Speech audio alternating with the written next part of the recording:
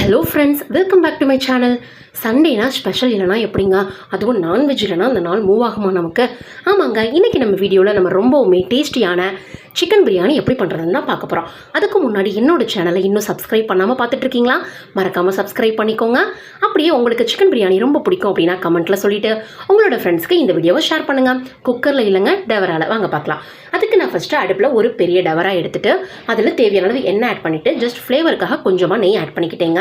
அதில் 2 இலை, 2 அன்னாச்சி பூ, கொஞ்சமாக பட்டை, கிராம்பு, ஏலக்காய் எல்லாம் சேர்த்து ஆட் பண்ணிக்கோங்க. அப்புறமா நம்ம வெட்டி வச்சுருக்க வெங்காயத்தை ஆட் பண்ணிக்கலாங்க. வெங்காயம் பிரியாணிக்கு எப்போவுமே இந்த ஷேப்பில் கட் பண்ணிக்கோங்க.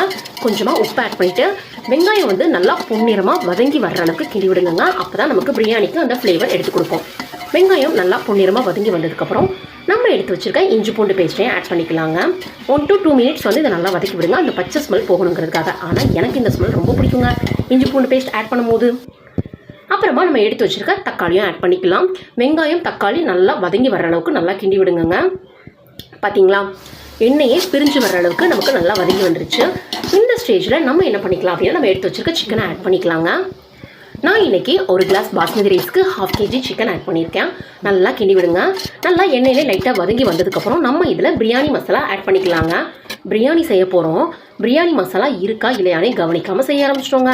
பிரியாணி மசாலா ரொம்ப கம்மியாக தான் இருந்தது. ஃபைனலாக காரம் பார்க்கும்போது காரம் இல்லாமல் இருந்ததுங்க. அதனால நான் இன்றைக்கி இதில் சிக்கன் 65 மசாலா கொஞ்சமும் அப்புறமா சிக்கன் குழம்பு மசாலாவும் ஆட் பண்ணிக்கிட்டேங்க. ஃபைனல் டேஸ்ட் எப்படிடா இருக்க போகுதுன்னு யோசிச்சா உண்மையிலே அட்டகாசமாக இருந்ததுங்க.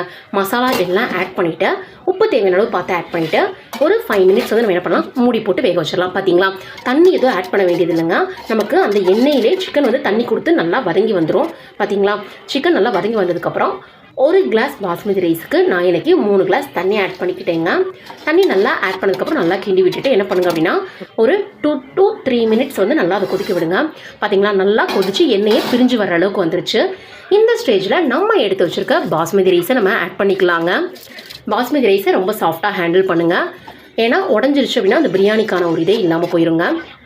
பார்த்தீங்களா, நல்லா இது பண்ணிவிட்டு ஃபைனலாக நம்ம கொத்தமல்லி, புதினா எல்லாம் ஆட் பண்ணிக்கலாம்.